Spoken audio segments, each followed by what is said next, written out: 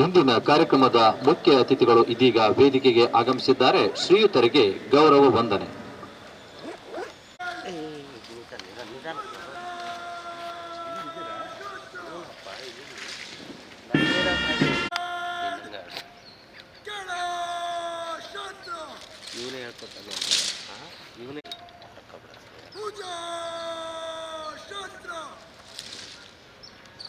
ನಾಯಕರಾಗಿ ಶ್ರೀ ಶ್ಯಾಮ್ ವರ್ಗೀಸ್, ಭಾರತೀಯ ಪೊಲೀಸ್ ಸೇವೆ, ಮಾನ್ಯ ಸಹಾಯಕ ಪೊಲೀಸ್ ಅಧೀಕ್ಷಕರು ಚನ್ನಗಿರಿ ಉಪವಿಭಾಗರವರು ಕಾರ್ಯಕ್ರಮದ ಮುಖ್ಯ ಅತಿಥಿಗಳು ಕವಾಯತು ತಂಡಗಳ ಪರಿವೀಕ್ಷಣೆ ಮಾಡುವಂತೆ ಕೋರಲು ವೇದಿಕೆಯ ಮುಂಭಾಗದತ್ತ ಆಗಮಿಸುತ್ತಿದ್ದಾರೆ.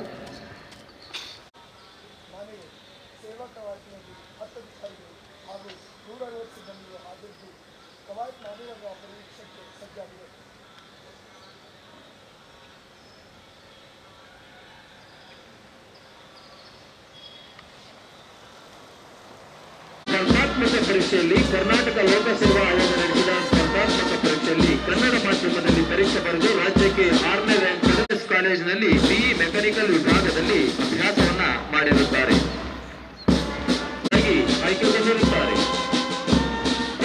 ಸಾಂಸ್ಕೃತಿಕ ವಿದ್ಯಮಾನ ಒಂದು ಅಧ್ಯಯನ ಎಂಬ ಸಂಶೋಧನಾ ಮಹಾಪ್ರಬಂಧಕ್ಕಾಗಿ ಹಂಪಿ ಕನ್ನಡ ವಿಶ್ವವಿದ್ಯಾಲಯವು 2015ರಲ್ಲಿ ಮಾನ್ಯರಿಗೆ ಗೌರವ ದಿನಾಂಕ 15/3/1997ರಂದು ಪೊಲೀಸ್ ಇಲಾಖೆಗೆ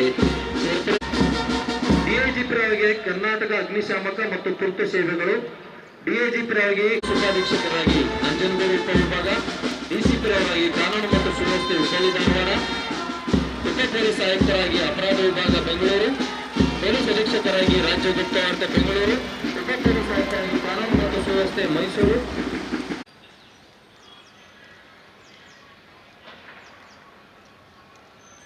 ಜಂಟಿ ಆಯುಕ್ತರಾಗಿ ಬೆಂಗಳೂರು ನಗರ, ಡಿಐಜಿಪಿ ಸಿಐಡಿ ಬೆಂಗಳೂರು, ಐಜಿಪಿ ಕೇಂದ್ರ ವಲಯ ಬೆಂಗಳೂರು, ಐಜಿಪಿ ಕೇಂದ್ರ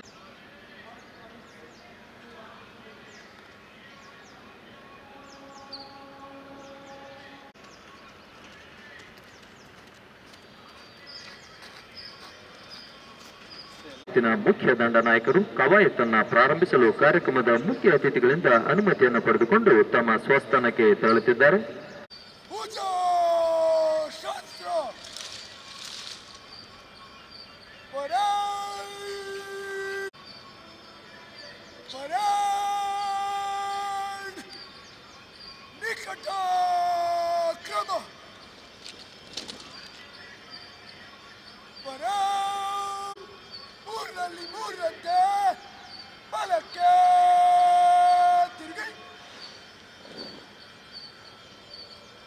ವಂದನೆಯನ್ನ ಸಲ್ಲಿಸಲು ಪಥ ಸಂಚಲನದ ಮೂಲಕ ವೇದಿಕೆಯ ಮುಂಭಾಗದತ್ತ ಆಗಮಿಸುತ್ತಿದ್ದಾರೆ.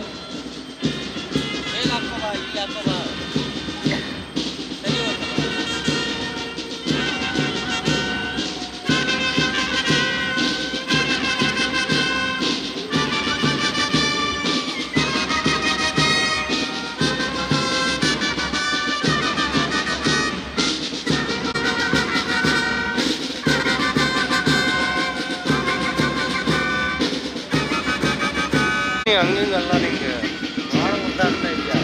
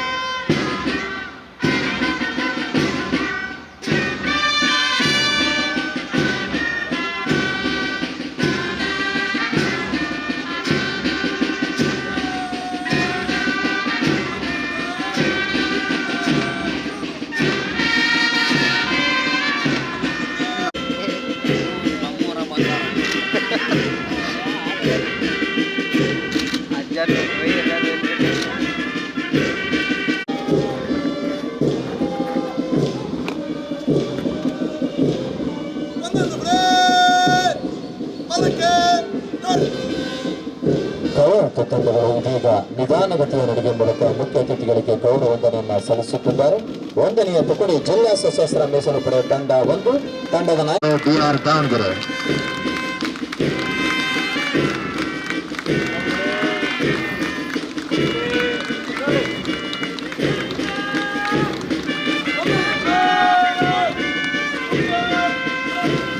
ಎರಡನೆಯ ತುಕಕ್ಕೆ ಆರಕ್ಷಕ ಉಪನಿರೀಕ್ಷಕರು ಉತ್ತರ ಸಂಚಾರ ಪೊಲೀಸ್ ಠಾಣೆಯ ನೇತೃತ್ವದ ತಂಡ.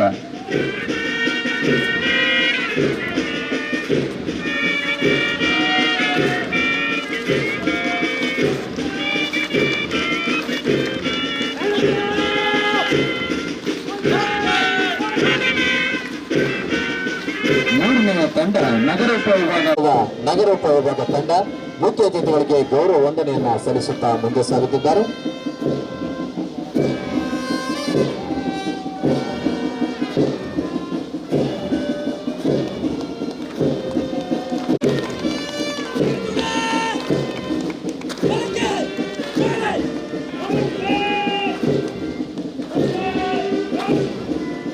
ನಾಲ್ಕನೆಯ ತುಕಡಿ ದಾವಣಗೆರೆಯನ್ನ ಸಲ್ಲಿಸುತ್ತಿದ್ದಾರೆ.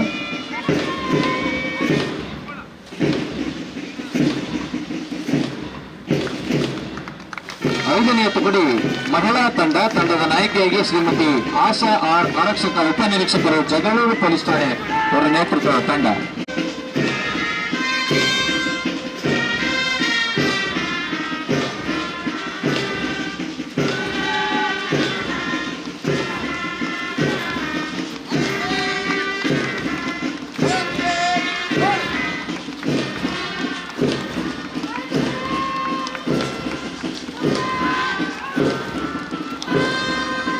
ಶ್ರೀ ಜಗದೀಶ್ G ಆರಕ್ಷಕ ಉಪನಿರೀಕ್ಷಕರು ಸಂತೆಬೆನ್ನೂರು ಪೊಲೀಸ್ ಠಾಣೆ ಇವರ ನೇತೃತ್ವದ ಮುಖ್ಯ ಅತಿಥಿಗಳಿಗೆ ಗೌರವ ವಂದನೆಯನ್ನ ಸಲ್ಲಿಸುತ್ತಾ ಮುಂದೆ ಸಾಗುತ್ತಿದ್ದಾರೆ.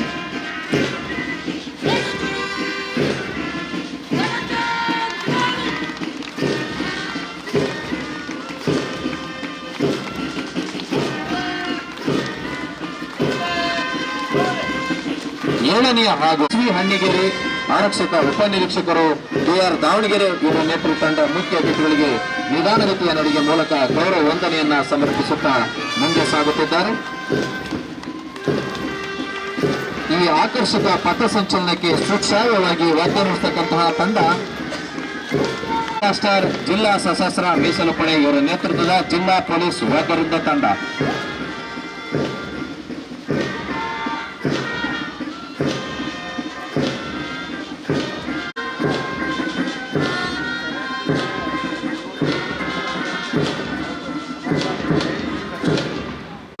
ಸಂದರ್ಭದಲ್ಲಿ ಕನ್ನಡದಲ್ಲಿ ಮೊದಲ ಬಾರಿಗೆ ಕನ್ನಡ ಕವಾಯತು ಆದೇಶಗಳನ್ನು ರೂಪಿಸಿ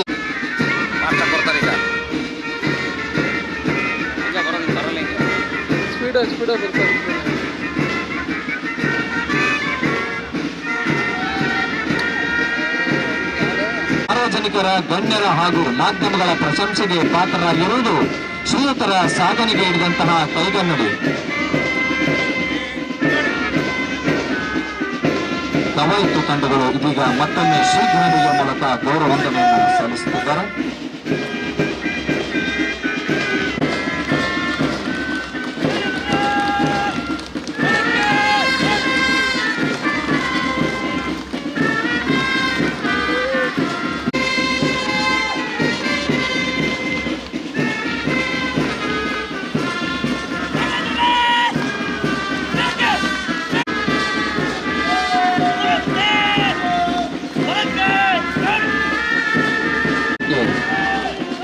ನಿಮ್ಮ ಕರತಾಳಗಳಿಂದ ಜೋರಾದ ಚಪ್ಪಾಳೆ ಮೂಲಕ ಅಭಿನಂದಿಸಬೇಕಾಗಿ ವಿನಂತಿಸಿಕೊಳ್ತಾರೆ.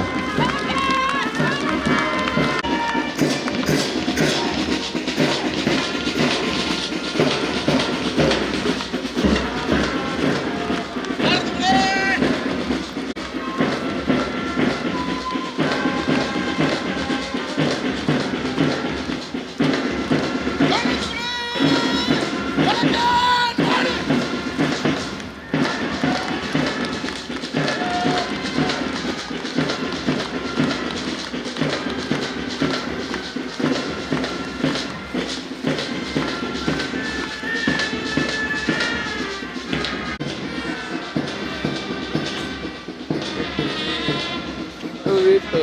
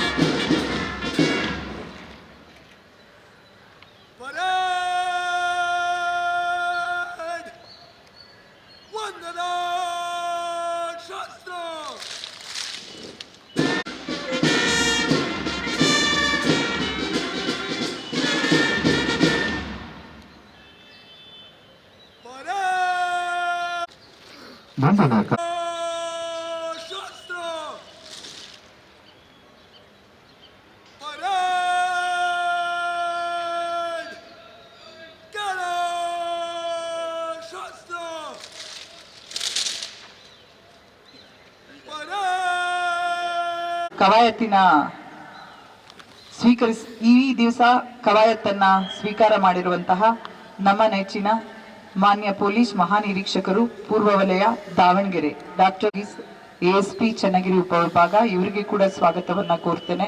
ಹಾಗೆ ಡೆಪ್ಯೂಟಿ ಕವಾಯತ್ನ ಪರೇಡ್ ಕಮಾಂಡರ್ ಕಾರ್ಯದಕ್ಷತೆಯನ್ನ ತೋರಿಸ್ತಕ್ಕಂತಹ ಶಿಸ್ತನ್ನ ಪ್ರದರ್ಶಿಸ್ತಕ್ಕಂತಹ ಮತ್ತು ನಮ್ಮ ದೃಢ ನಿರ್ಧಾರಗಳನ್ನು ಕಾನೂನು ಸುವ್ಯವಸ್ಥೆಯನ್ನು ಕಾಪಾಡುವುದಕ್ಕೆ, ಅಪರಾಧವನ್ನು ಪತ್ತೆ ಹಚ್ಚುವುದಕ್ಕೆ, ಸುಗಮ ಸಂಚಾರವನ್ನು ಏರ್ಪಡಿಸುವುದಕ್ಕೆ ಹಾಗೂ ಒಟ್ಟಾರೆ ಸಮಾಜದಲ್ಲಿ ಒಂದು ಉತ್ತಮ ವಾತಾವರಣವನ್ನು ನಿರ್ಮಾಣ ಮಾಡೋದಕ್ಕೆ ನಾವು ತಯಾರಿದ್ದೇವೆ ಅಂತ ಹೇಳುವುದರ ಸೂಚಕ ಮತ್ತು ದ್ಯೋತಕ.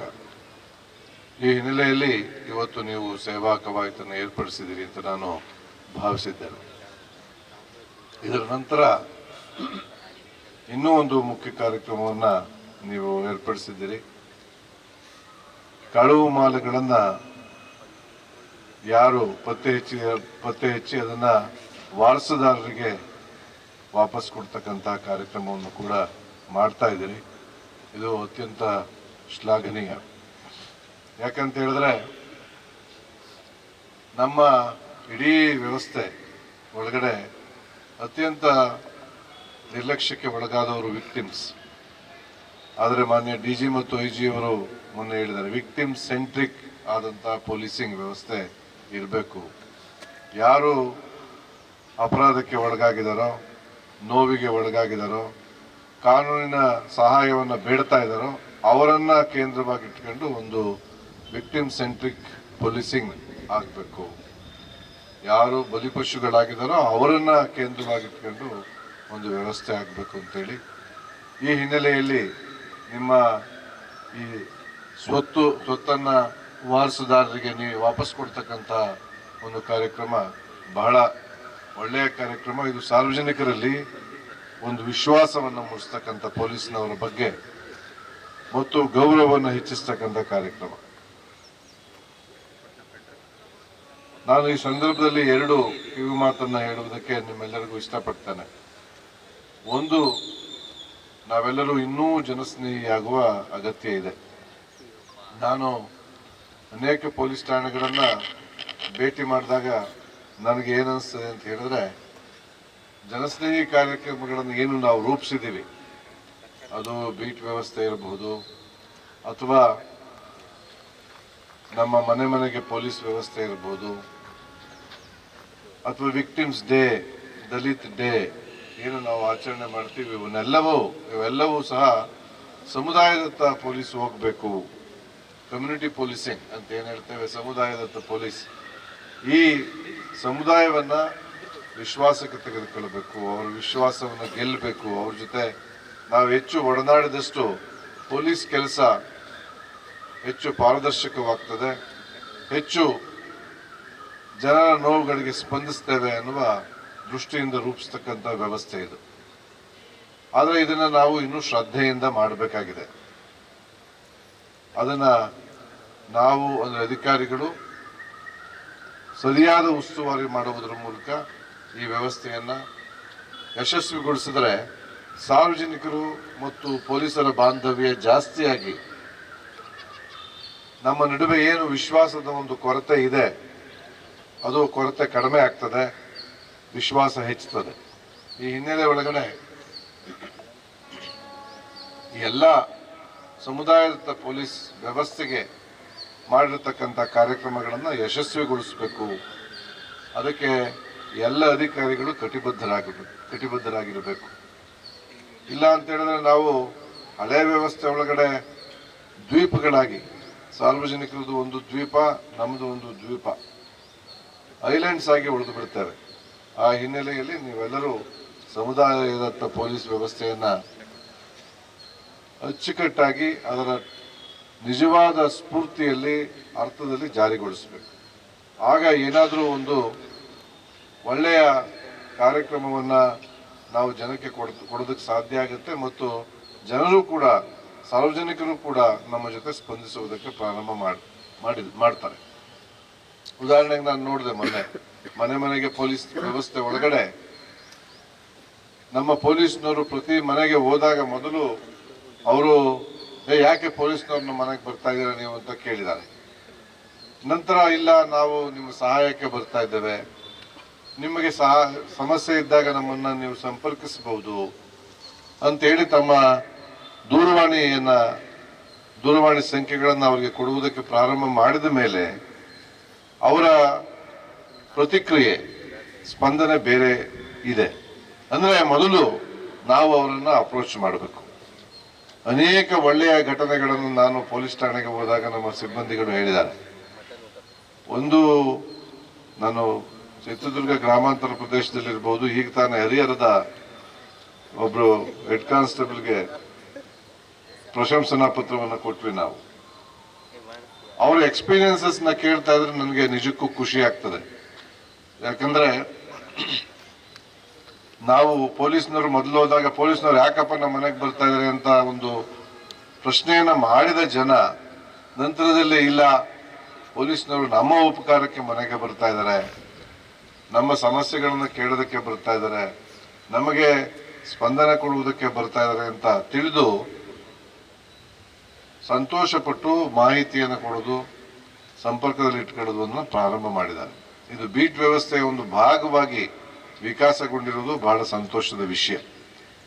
ಇದನ್ನ ಇನ್ನೂ ಹೆಚ್ಚು ಪರಿಣಾಮಕಾರಿಯಾಗಿ ಮಾಡಬೇಕು ಅಂತ ಹೇಳಿದ್ರೆ, ಈಗಾಗಲೇ ನಾವು ನಮ್ಮ ಮನೆಗೆ ಪೊಲೀಸ್ನಲ್ಲಿ ಒಂಟಿಯಾಗಿರ್ತಕ್ಕಂಥ ವೃದ್ಧ ದಂಪತಿಗಳನ್ನ, ಒಂಟಿಯಾಗಿರ್ತಕ್ಕಂಥ ವೃದ್ಧರನ್ನ, ಒಂಟಿಯಾಗಿರ್ತಕ್ಕಂಥ ಮಹಿಳೆಯರನ್ನ ಗುರುತಿಸಿದ್ದೇವೆ ಮತ್ತು ಒಂಟಿ ಮನೆಗಳನ್ನ ಗುರುತಿಸಿದ್ದೇವೆ.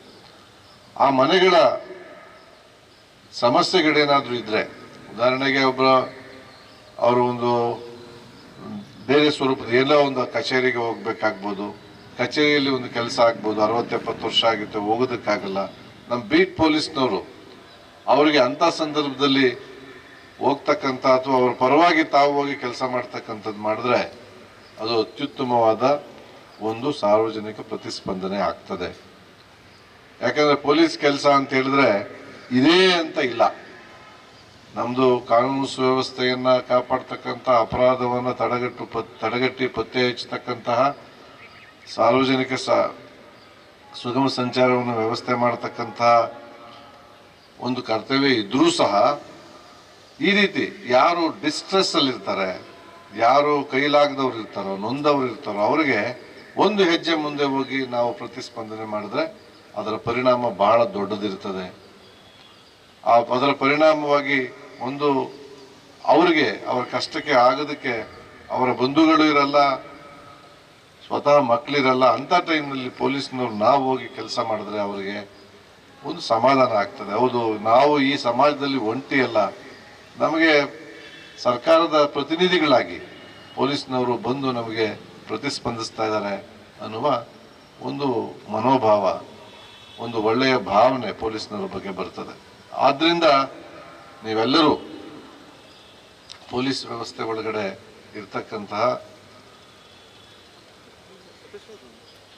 ಎಲ್ಲ ಅಧಿಕಾರಿ ಮತ್ತು ಸಿಬ್ಬಂದಿಗಳು ಈ ರೀತಿಯ ಪ್ರೊಆಕ್ಟಿವ್ ಪೊಲೀಸಿಂಗ್ನ ಮಾಡಬೇಕು, ಸಕ್ರಿಯವಾದ ಪೊಲೀಸಿಂಗ್ನ ಮಾಡಬೇಕು. ರಿಯಾಕ್ಟಿವ್ ಪೊಲೀಸಿಂಗ್ ಇದ್ದೇ ಇರ್ತದೆ, ಎಲ್ಲ ಒಂದು ಸಮಸ್ಯೆ ಆಗ್ತದೆ, ಒಂದು ಅಪರಾಧ ಆಗ್ತದೆ, ನಾವು ಹೋಗ್ಲೇಬೇಕು, ಅದು ನಮ್ಮ ಕರ್ತವ್ಯ, ನಾವು ಹೋಗ್ತೇವೆ. ಆದರೆ ಪ್ರೊಆಕ್ಟಿವ್ ಪೊಲೀಸಿಂಗ್ ಸಮಸ್ಯೆಗಳನ್ನ ಉಲ್ಬಣಗೊಳ್ಳದ ಹಾಗೆ ಮಾಡ್ತಕ್ಕಂತಹ, ಸಮಸ್ಯೆಗಳು ಇಲ್ಲದ ಹಾಗೆ ಮಾಡ್ತಕ್ಕಂಥ ಪೊಲೀಸಿಂಗನ್ನು ನಾವು ಮಾಡಬೇಕಾಗ್ತದೆ. ಇದರ ಅರ್ಥವನ್ನು ನೀವು ಚೆನ್ನಾಗಿ ತಿಳ್ಕೊಂಡಿದ್ದೀರಿ ಅಂತ ನಾನು ಅಂದ್ಕೊಂಡಿದ್ದೇನೆ. ಎರಡನೇದು ಬಹಳ ಮುಖ್ಯವಾದ ವಿಷಯ ನಾನು ಮಾತನಾಡಬೇಕು ಅಂತಿರ್ತಕ್ಕಂಥದ್ದು, ಇದು ಸ್ವಲ್ಪ ನಮ್ಮೆಲ್ಲರಿಗೂ ಮುಜುಗರ ಆಗ್ತಕ್ಕಂಥ ವಿಷಯ. ಸರ್ಕಾರ ನಮಗೆ ಎಲ್ಲ ಸೌಲಭ್ಯಗಳನ್ನು ಕೊಟ್ಟಿದೆ. ನಿಜಕ್ಕೂ ಕರ್ನಾಟಕ ಸರ್ಕಾರ ಕೊಟ್ಟಿರತಕ್ಕಂಥ ಸೌಲಭ್ಯವನ್ನ ನೀವು ಬೇರೆ ರಾಜ್ಯಗಳಿಗೆ ಹೋಲಿಸಿದ್ರೆ ಇಷ್ಟು ಸೌಲಭ್ಯಗಳನ್ನು ಎಲ್ಲೂ ಕೂಡ ಕೊಟ್ಟಿಲ್ಲ. ಆದರೆ ಕಳೆದ ಕೆಲವು ದಿವಸಗಳಿಂದ ನಡೆದಿರತಕ್ಕಂಥ ಮತ್ತು ದಾವಣಗೆರೆ ಜಿಲ್ಲೆಯಲ್ಲೇ ನಡೆದಿರತಕ್ಕಂಥ ಒಂದು ಘಟನೆಯನ್ನ ಗಮನಿಸಿದ್ರೆ, ಪೊಲೀಸರಿಗೆ ನಾವು ಇಷ್ಟೆಲ್ಲ ಕೆಲಸ ಮಾಡ್ತಾ ಇದ್ದೀವಿ, 99% ಜನ ಪೊಲೀಸರು ಬಹಳ ನಿಷ್ಠೆಯಿಂದ, ಪ್ರಾಮಾಣಿಕತೆಯಿಂದ ಸಾರ್ವಜನಿಕ ಸೇವೆಯನ್ನ ಮಾಡ್ತಾ ಇದ್ದೇವೆ. ಆದರೆ ಅದರಲ್ಲಿ ಕಪ್ಪು ಚುಕ್ಕೆಯನ್ನ ಇಡ್ತಕ್ಕಂಥ ಕೆಲವರಿದ್ದಾರೆ. ಅವರು they are criminals in uniform.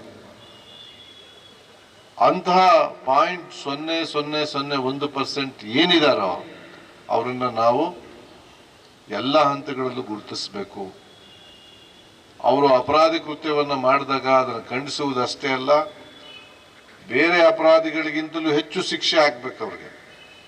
ಯಾಕಂದ್ರೆ ಸಾರ್ವಜನಿಕರು ಸರ್ಕಾರ ನಮ್ಮನ್ನು ನಂಬಿ ಅಪರಾಧವನ್ನು ತಡೆಗಟ್ಟಿ ಅಂತ, ಅಪರಾಧವನ್ನು ಪತ್ತೆ ಹಚ್ಚಿ ಅಂತೇಳಿ, ಸಾರ್ವಜನಿಕ ಜೀವನವನ್ನು ಸುಗಮಗೊಳಿಸಿ ಅಂತೇಳಿ ನಮಗೆ ಜವಾಬ್ದಾರಿಯನ್ನು ವಹಿಸಿದಾಗ ಇವರೇ ಅಪರಾಧಿಕ ಕೃತ್ಯಗಳನ್ನು ಮಾಡ್ತಕ್ಕಂಥದ್ದು, ಇವರೇ ಅಪರಾಧಗಳ ಜೊತೆ ಸೇರ್ತಕ್ಕಂಥದ್ದು ಅಕ್ಷಮ್ಯವಾದದ್ದು.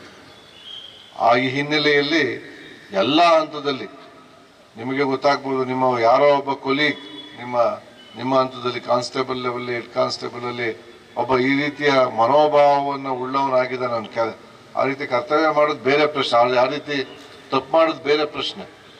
ಈ ರೀತಿಯ ಮನೋಭಾವ ಹೊಂದಿದ್ದಾನೆ ಅಂತ ಹೇಳಿದ್ರೆ ಅಲ್ಲಿ ನೀವು ತಕ್ಷಣ ನಿಮ್ಮ ಮೇಲಾಧಿಕಾರಿಗಳಿಗೆ ತಿಳಿಸ್ಬೇಕು.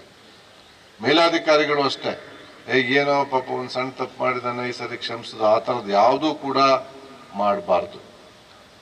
They should be zero tolerance, ಶೂನ್ಯವಾದ ಸಹನೆ ಅಂತವ್ರ ಬಗ್ಗೆ ಇರಬೇಕು.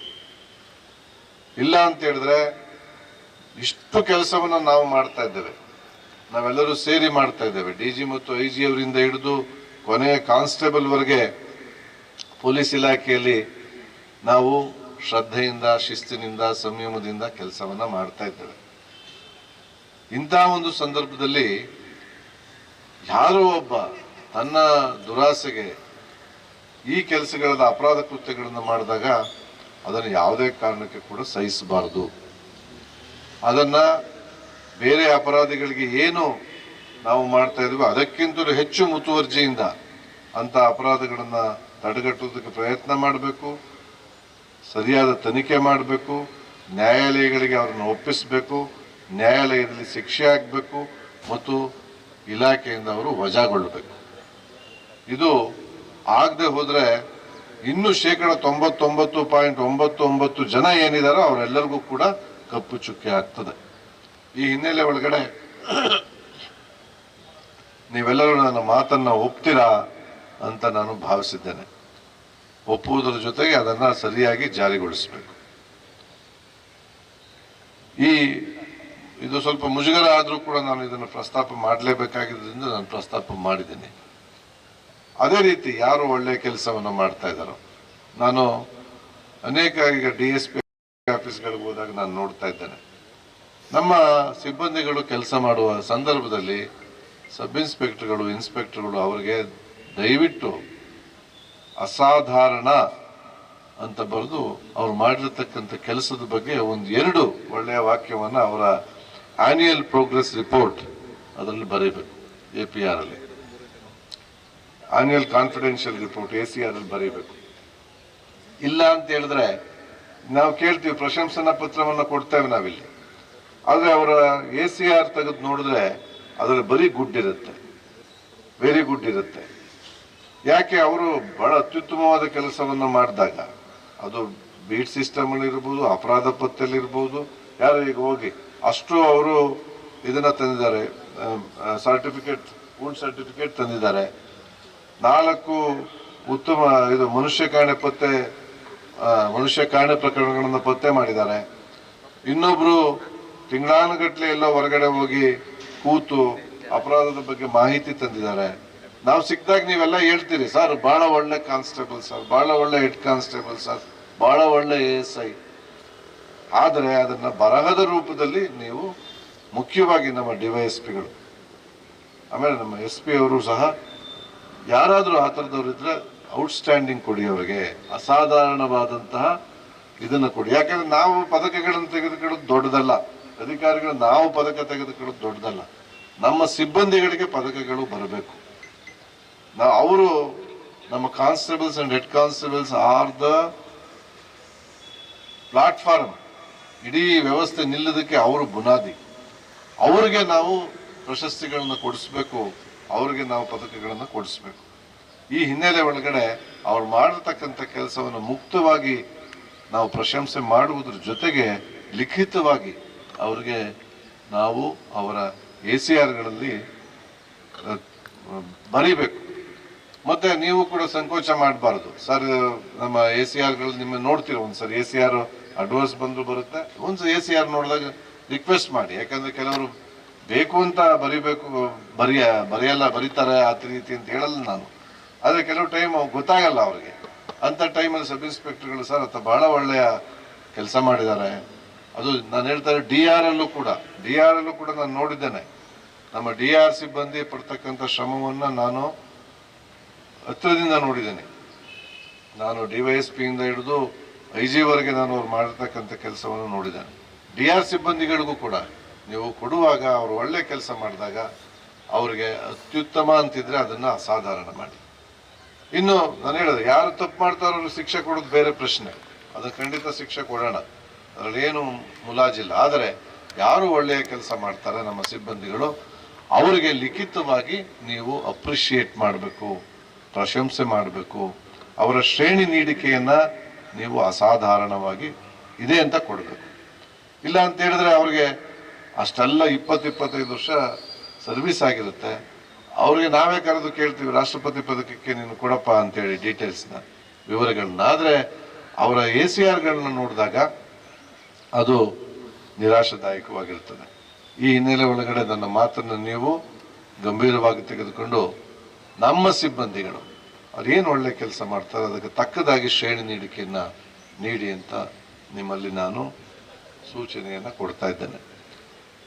ಬಹಳ ಮುಖ್ಯವಾಗಿ ನಮ್ಮ DR ಸಿಬ್ಬಂದಿ, ಅವರ ಎಲ್ಲರಿಗೂ ಅನ್ಸುತ್ತೆ ಬಹಳ ಸೀಮಿತವಾಗಿದೆ ಅವರ ಕಾರ್ಯಕ್ಷೇತ್ರ ಅಂತ. ಇಲ್ಲ, ಅವರ ಕಾರ್ಯಕ್ಷೇತ್ರ ಸೀಮಿತ ಅಲ್ಲ. ನಮ್ಮ ಕಾನೂನು ಸುವ್ಯವಸ್ಥೆಯನ್ನು ಕಾಪಾಡಿಕೊಳ್ಳುವುದರಲ್ಲಿ ಅವರು ವಹಿಸಿರ್ತಕ್ಕಂಥ ಪಾತ್ರ ಅನನ್ಯವಾದದ್ದು. ಆದ್ರಿಂದ ಇಡೀ ಜಿಲ್ಲೆಯ ಶಿಸ್ತನ್ನ ಮೊದಲು ಯಾರು ತೋರಿಸ್ತಾರೆ ಅಂತ ಹೇಳಿದ್ರೆ ನಮ್ಮ ಡಿಸ್ಟ್ರಿಕ್ಟ್ ಆರ್ಮ್ ರಿಸರ್ವ್, ಜಿಲ್ಲಾ ಸಶಸ್ತ್ರ ಪಡೆ. ಅವರು ಶಿಸ್ತನ್ನ ಏನು ತೋರಿಸ್ತಾರೋ ಅದು ಪರ್ಕ್ಯುಲೇಟ್ ಡೌನ್ ದ ಲೈನ್. ನೀವೆಲ್ಲೇ ನೋಡಿ, DR ತುಂಬಾ ಚೆನ್ನಾಗಿದ್ರೆ ಆ ಜಿಲ್ಲೆಯ ಇತರ ಪೊಲೀಸ್ ವ್ಯವಸ್ಥೆ ಸಹ ಆ ರೀತಿಯಲ್ಲೇ ಇರ್ತದೆ. ಯಾವಾಗಲೂ ಅಷ್ಟೇ, ನೀವೆಲ್ಲರೂ DRನವರು ಶಿಸ್ತಿಗೆ ಮಾದರಿಯಾಗಿ ಒಂದು ಕ್ರಮಬದ್ಧವಾದ ಪೆರೇಡ್ ಅಥವಾ ಮತ್ತೊಂದು ಏನೇ ಇರಲಿ ಅದಕ್ಕೆ ಮಾದರಿಯಾಗಿ ಇದ್ರೆ ಅದು ಎಲ್ಲರೂ ಕೂಡ ಎಮ್ಯುಲೇಟ್ ಮಾಡ್ತಾರೆ, ಎಲ್ಲರೂ ಕೂಡ ಅದನ್ನು ಅನುಸರಿಸ್ತಾರೆ. ಆದ್ರಿಂದ ನಮ್ಮ DR ಸಿಬ್ಬಂದಿಗಳು ಇವತ್ತು ಈ ಗ್ರೌಂಡನ್ನು ಅಚ್ಚುಕಟ್ಟಾಗಿ ಇಷ್ಟು ಚೆನ್ನಾಗಿ ಮಾಡಿದಿರಿ, ನಿಮ್ಮೆಲ್ಲರಿಗೂ ಅಭಿನಂದನೆಗಳು. ಇವತ್ತು 2 ಪೆರೇಡ್ ಬಗ್ಗೆ ಹೇಳ್ತೇನೆ, ಒಂದು ಪಾಸಿಟಿವ್, ಇನ್ನೊಂದು ನೆಗೆಟಿವ್. ಯಾರು ಅನ್ಯತಾ ಭಾವಿಸಬಾರ್ದು. ಇವತ್ತು ನನಗೆ ಬಹಳ ಸಂತೋಷ ಆಗಿದೆ. ಶ್ರೀ ಸ್ಯಾಮ್ ವರ್ಗೀಸ್ ಅವರು ಕೇರಳದವರು, ಕೇರಳ ಅವರ ಮೂಲ ನೆಲೆ. ಬೆಂಗಳೂರಿಗೆ ಬಂದು ಬಹಳಷ್ಟು ವರ್ಷಗಳಿದ್ದು ಸಹ ಕನ್ನಡ ಕಲ್ತಿರ್ಲಿಲ್ಲ ಅವರು. ಆದರೆ ಇವತ್ತು ಇಲಾಖೆಗೆ ಸೇರಿ ಕನ್ನಡವನ್ನು ಅಚ್ಚುಕಟ್ಟಾಗಿ ಮಾತನಾಡುವುದರ ಜೊತೆಗೆ ಈ ದಿವಸದ ಪೆರೇಡ್ ಕಮಾಂಡ್ಸ್ ಏನಿದೆ, ಪೆರೇಡ್ನ ಆದೇಶಗಳೇನಿದೆ, ಅದರ ಉಚ್ಚಾರಣೆ ಇರಬಹುದು, ಆ ಸರಿಯಾದ ಕ್ರಮದಲ್ಲಿ ಅದನ್ನ ಮುನ್ನೆಚ್ಚರಿಕೆಯ ಆದೇಶಗಳನ್ನ ಮತ್ತು ಕಾರ್ಯಗತಗೊಳಿಸಬೇಕಾದ ಆದೇಶಗಳನ್ನ ತಮ್ಮ ಉಚ್ಚಾರಣೆಯಲ್ಲಿ ವಿಂಗಡಣೆ ಮಾಡಿ, ಅಂದ್ರೆ ಎಕ್ಸಿಕ್ಯೂಷನ್ ಕಾಷನರಿ ಕಮಾಂಡ್ಸ್ ಮತ್ತು ಎಕ್ಸಿಕ್ಯೂಟಿವ್ ಕಮಾಂಡ್ಸ್ ಇವೆರಡನ್ನೂ ಕೂಡ ವಿಂಗಡಣೆ ಮಾಡಿ ಬಹಳ ಸ್ಪಷ್ಟವಾಗಿ ಉಚ್ಚರಿಸಿದ್ದಾರೆ. ನಿಮ್ಮೆಲ್ಲರ ಪರವಾಗಿ ವೈಯಕ್ತಿಕವಾಗಿ ನಾನು ಸ್ಯಾಮ್ಗೆ ಅಭಿನಂದನೆಗಳನ್ನು ತಿಳಿಸ್ತೇನೆ. ಇನ್ನು ಪೆರೇಡ್ ಬಗ್ಗೆ ಪ್ರಕಾಶ್, ನೀವು ಇನ್ನೂ ಸ್ವಲ್ಪ ಹೆಚ್ಚು ತರಬೇತಿಯನ್ನು ಕೊಡಬೇಕು. ಸ್ಲೋ ಮಾರ್ಚ್ ಅಲ್ಲಿ ನನಗೆ ಸಂತೋಷ ಆಗಿಲ್ಲ ಇವತ್ತು. ನಿಮ್ಮ 2ನೇ ಪ್ಲಟೂನ್ ಇರ್ಬೋದು, 6ನೇ ಪ್ಲಟೂನ್ ಇರ್ಬೋದು, 7ನೇ ಪ್ಲಟೂನ್ ಇರ್ಬೋದು, ಎಲ್ಲ ಪ್ಲಟೂನ್ಗಳು ಇದ್ದದ್ರಲ್ಲಿ ಸ್ಲೋ ಮಾರ್ಚ್ ಅಲ್ಲಿ ಮೊದಲನೇ ಪ್ಲಟೂನ್ ಇಸ್ ಓಕೆ. ಇನ್ನೆಲ್ಲ ಪ್ಲಟೂನ್ಗಳು ಕೂಡ ಡ್ರೆಸ್ಸಿಂಗ್ ಅಲ್ಲಿ ಮತ್ತೆ ಆ ಡಿಸ್ಟೆನ್ಸ್ ಮೇಂಟೈನ್ ಮಾಡೋದ್ರಲ್ಲಿ ಮತ್ತು ಕಿಕ್ ಅಂಡ್ ರೀಚ್ ಅಲ್ಲಿ ಇನ್ನೂ ಹೆಚ್ಚಿನ ಒಂದು ಪ್ರಗತಿ ಆಗಬೇಕು. ಯಾಕಂದ್ರೆ ನಮ್ಮ ಇಡೀ ನಾವು ನಮ್ಮ ದೇಹ ಭಾಷೆಯನ್ನ, ಬಾಡಿ ಲ್ಯಾಂಗ್ವೇಜ್ ಅಂತ ಏನ್ ಹೇಳ್ತೇವೆ, ಅದನ್ನ ರೂಪಿಸ್ತಕ್ಕಂಥದ್ದು ಪೆರೇಡ್. ನಾವ್ಯಾಕೆ ಬೇರೆ ಇಲಾಖೆಯವ್ರ ತರ ನಮ್ಗೆ ಬೇಕಾದ ಬಟ್ಟೆ ಹಾಕಲ್ಲ, ಬೇಕಾದ ರೀತಿ ನಡೆಯಲ್ಲ ಅಂತ? ಯಾಕಂದ್ರೆ ನಾವು ಅವ್ರಿಗಿಂತ ವಿಶಿಷ್ಟ ಆಗಿದ್ದಾಗ ಮಾತ್ರ ನಾವು ಬೇರೆ ಬೇರೆ ಸನ್ನಿವೇಶಗಳನ್ನು ನಿರ್ವಹಿಸುವುದಕ್ಕೆ ಸಾಧ್ಯ. ಈ ಹಿನ್ನೆಲೆ ಒಳಗಡೆ ಇನ್ನೂ ಹೆಚ್ಚಿನ ಇಂಪ್ರೂವ್ಮೆಂಟ್ ಆಗಬೇಕು. ಮತ್ತೆ ಮುಂದೆ ಯಾರ್ಯಾರು SHOಗಳಿದಾರೋ, ಇನ್ಸ್ಪೆಕ್ಟರ್ಸ್, ಅವರು ಕೂಡ ಪ್ಲಟೂನ್ ಕಮಾಂಡರ್ಗಳಾಗಬೇಕು. That is a must. ಯಾಕಂದ್ರೆ ನೋಡಿ, ನಾನು ಹೇಳ್ತಾ ಇದ್ರು, ಇಲ್ಲ ಅವ್ರಿಗೆ ಕೆಲವ್ರಿಗೆ ವಯಸ್ಸಾಗಿದೆ, ಕೈ ಬೀಸಕ್ಕಾಗಲ್ಲ ಅಂತೇಳಿ ಅವ್ರನ್ನ ನೇಮಿಸಿಲ್ಲ ಅಂತ ಪ್ರಕಾಶ್ ಹೇಳಿದ್ರು ಅಂತ. ಆದರೆ ನಿಮ್ಮ ಕೊನೆಯ ಪ್ಲಟೂನ್ ಕಮಾಂಡರ್ ಇದಾರಲ್ಲ, ಅವ್ರಿಗೆ ಬಹುಶಃ 56 ವರ್ಷ ಇರಬೇಕು. 56ರಿಂದ 57 ವರ್ಷ ಇದೆ. ಅವ್ರು ಅತ್ಯುತ್ತಮವಾಗಿ ಸ್ಲೋ ಮಾರ್ಚು ಅಷ್ಟೇ, ಕ್ವಿಕ್ ಮಾರ್ಚು ಅಷ್ಟೇ, ಅವ್ರಿಗೆ ಆ ವಯಸ್ಸಿನಲ್ಲೂ ಕೂಡ ಅವರು ಚೆನ್ನಾಗಿ ಮಾಡಿದ್ದಾರೆ. ಈ ಹಿನ್ನೆಲೆ ಒಳಗಡೆ ನೀವು ಪೆರೇಡ್ನ ಇನ್ನೂ ಹೆಚ್ಚು ಉತ್ತಮಗೊಳಿಸುವುದಕ್ಕೆ ಪ್ರಯತ್ನ ಪಡಬೇಕು. ಮತ್ತೆ ಈ ನಮ್ಮಲ್ಲಿ ಇಲ್ಲಿ ಪ್ರಶಂಸಾ ಪತ್ರಗಳನ್ನ ರಿಸೀವ್ ಮಾಡೋದಕ್ಕೆ ಹಿಂದೊಂದು ದಿವಸ ಕರೆದು ಎಲ್ಲಿ ನಿಲ್ಬೇಕು, ಹೇಗೆ ಅದನ್ನ ಸ್ವೀಕರಿಸಬೇಕು ಅನ್ನೋದನ್ನು ಕೂಡ ಮಾಡಬೇಕು. ಇಷ್ಟನ್ನು ಹೇಳಿ, ಬಹಳ ಮುಖ್ಯವಾಗಿ ನಾನು ಈ ಕವಾಯತನ್ನು ಏರ್ಪಡಿಸಿದ್ದಕ್ಕಾಗಿ ಸದಾ ಉತ್ಸಾಹಿ ಪೊಲೀಸ್ ಅಧೀಕ್ಷಕರಾದ ಶ್ರೀಮತಿ ಉಮಾ ಪ್ರಶಾಂತ್ ಅವರಿಗೆ ಅಭಿನಂದಿಸ್ತೇನೆ. ಮತ್ತು ನಾನು ಏನು ಮಾತು ಹೇಳಿದೆ, ಮೊದಲನೇದಾಗಿ ಒಂದು ಜನಸ್ನೇಹಿ ಸಮುದಾಯದತ್ತ ಪೊಲೀಸನ್ನ ಮಾಡ್ತಕ್ಕಂಥ ವ್ಯವಸ್ಥೆಗೆ ಈಗಿರ್ತಕ್ಕಂಥ ಕಾರ್ಯಕ್ರಮಗಳನ್ನು ಸರಿಯಾಗಿ ಜಾರಿಗೊಳಿಸಬೇಕು. ಮತ್ತು ಯಾರು ನಮ್ಮಲ್ಲಿ ಅಪರಾಧಿಗಳಿದಾರೋ, ಸಮವಸ್ತ್ರದಲ್ಲಿ ಅಪರಾಧಿಗಳಿದಾರೋ ಅವ್ರನ್ನ ಗುರುತಿಸಿ ಅವ್ರನ್ನ ಶಿಕ್ಷೆಗೊಳಪಡಿಸಬೇಕು. ಇವೆರಡನ್ನ ಮತ್ತೊಮ್ಮೆ ಹೇಳ್ತಾ, ದಾವಣಗೆರೆಯ ಜಿಲ್ಲಾ ಪೊಲೀಸರು ಮೊನ್ನೆ ಕೂಡ ಬಹಳ ಒಂದು ಒಳ್ಳೆಯ ಕೆಲಸವನ್ನು ಮಾಡಿದ್ದಾರೆ. ದಾವಣಗೆರೆ ಗ್ರಾಮಾಂತರ ಪೊಲೀಸ್ ಠಾಣೆಯಲ್ಲಿ ಏನು ಕಳ್ತನ ಆಗಿತ್ತು ಆ ರಿಸಾರ್ಟ್ನಲ್ಲಿ, ಅದನ್ನ ಪತ್ತೆ ಹಚ್ಚುವುದಕ್ಕೆ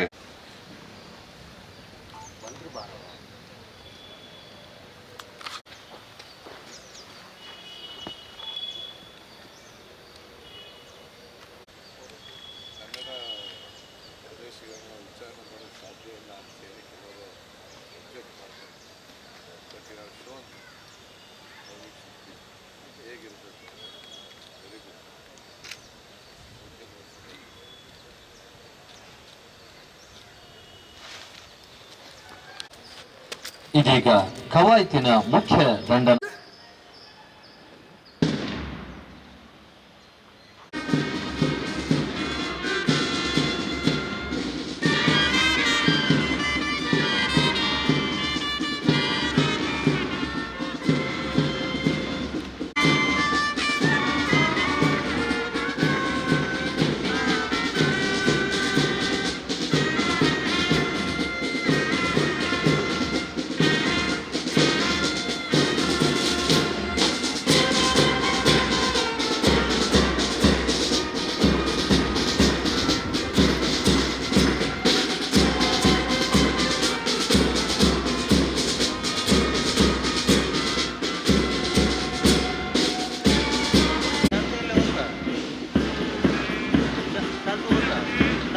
ದುಃಖೇಶಣ್ಣ